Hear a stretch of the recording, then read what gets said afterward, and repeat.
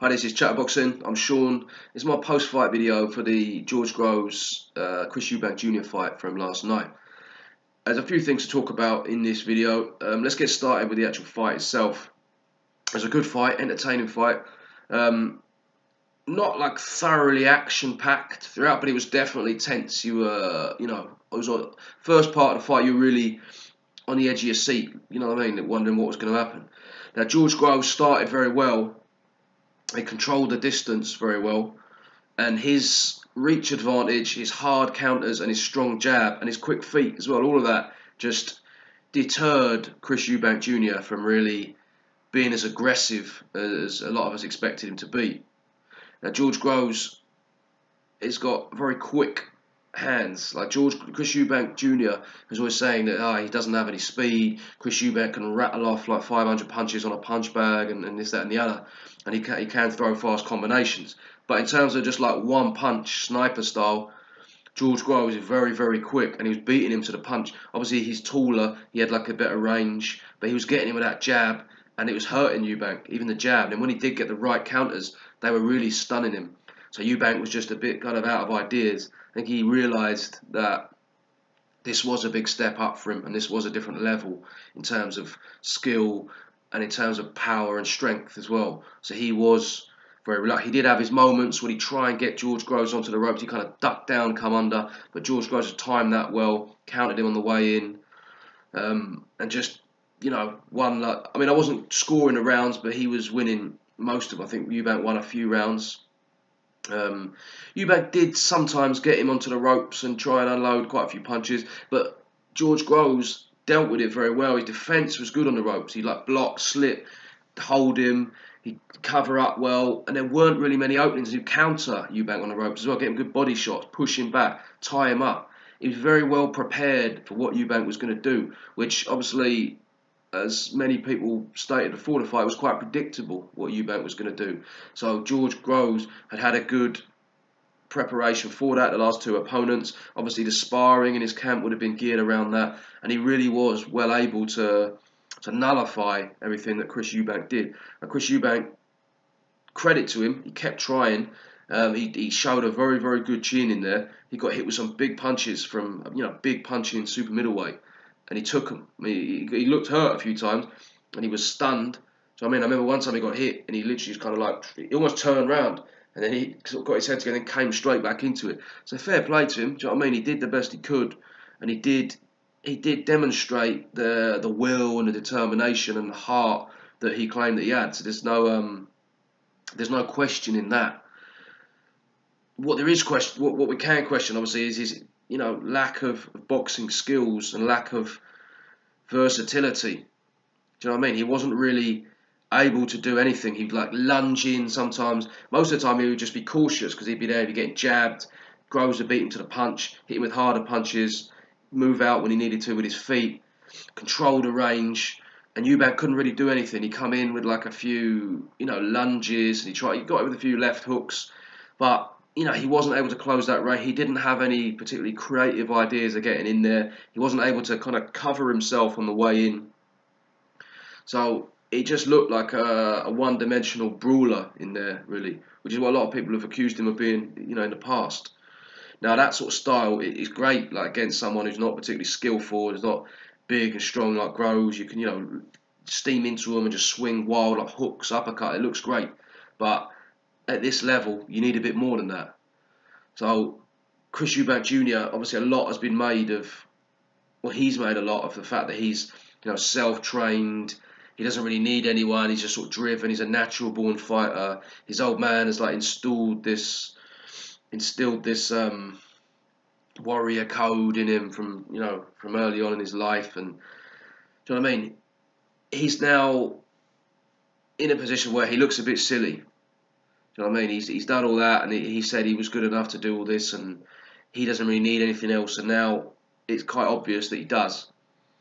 So he needs better boxing skills, and he needs more variety to his game. He needs to have someone in there in his corner who he trusts, someone who can guide him, give him some good give him some good like plan B and react to stuff rather than just trying the same thing, because he did look lost in there. He didn't really look like he knew what he was doing. He was outmatched by Groves, and just like, oh, what can I could just try and like steam in, try and wait for him to get slightly off balance, steam in and just try and flail away, a bit like a Sean Porter style. But at least Sean Porter comes in with like good head movement on the way in, and he comes down very low. So he looked a bit flat-footed in there. So I don't know what really he's going to do now. It is quite, as people were saying, a bit of a fall from grace, because he obviously built himself up. He's quite arrogant, and the way he talks, like he's sort of above it all, and he's just on a different level. And there's nothing wrong with believing in yourself and thinking that you're going to be the best, and that's fine. And he obviously worked hard towards it, but you need a bit of help. You can't just do everything yourself. Now he was out there obviously as a young man. He was out in Las Vegas with Floyd Mayweather Senior. See him doing a bit of training with him. Now, is it going to take someone like that, someone of that kind of level and status, for him to be able to humble himself and respect their opinion? Because you think within the UK, I mean, he went to train with Adam Booth. That didn't work out for whatever reason. There's some very good trainers in the UK, but can you imagine Chris Eubank just really humbling himself and thinking, yeah, I want you to help me, and I'm going to respect your opinion, and I'm going to respect your guidance, because that's really what you need. I'm not really so sure. I mean, people like Rob McCracken, obviously very good. I mean, there's plenty of coaches out there, but I don't know. I heard a few people mentioned that maybe you'd be better off going to America. Now, from a training perspective, I think that would be a good idea.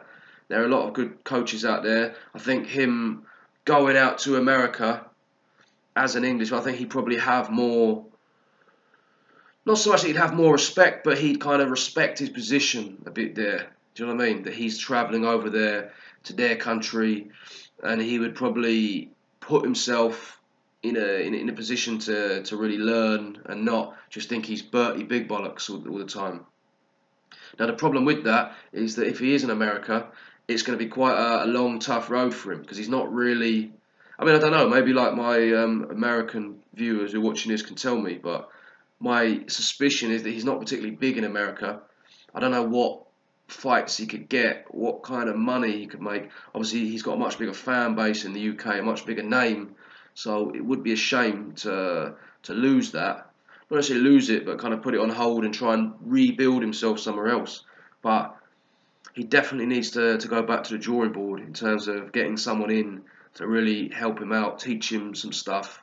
Because you can't just be like steaming in, swinging like wild hooks and uppercuts when you from well out of range, and just diving face first into punches. Do you know what I mean? You can't be doing that. I mean, he's come up now against two good boxers, world level boxers, and he's been quite badly exposed both times. So, I mean, I hope he does come back. Cause I like Chris Eubank. His persona is like, a bit silly sometimes. I can see why people don't really like him, but I think he's got quite a good attitude generally. I think he's good for boxing, but he needs to step up his game, and he needs to make some big changes. I hope he can do it, but let's see. He's obviously got the discipline in terms of preparing himself, and he's got the ambition. It's just whether he can, I don't know, whether he's just sort of too arrogant really at this stage to realise that he needs somebody else's help. Well, we'll see. In terms of George Groves, very good performance from George Groves. It was a very disciplined performance and a very intelligent performance. He knew exactly what Chris Eubank Jr.'s advantages were. He knew what his advantages were, and he fought a very good fight to maximise his advantages and minimise Chris Eubank's. So he did that very well. Discipline. I said he's very experienced, George Groves. He's been there and done it. He's learned from his mistakes, and he goes on now into the final. Now, obviously, the injury for the shoulder. I'm not quite sure how serious that is. I saw an interview with him today actually, and he seems to think it's not too bad. But we don't know. I mean, the final is supposed to be in June. That's probably going to be a bit optimistic, so we'll have to wait and see what happens with that.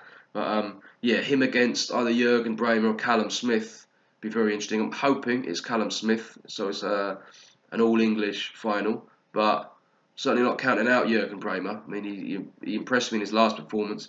Been there, done it. Callum Smith, to a certain extent, a bit untested. So we'll see. But yeah, George Groves, he's going to be full of confidence. He took some good punches in there as well. I mean, Chris Eubank, he's not a massive puncher, but he did land a few like swinging wild hooks on the way in. He does throw with intent.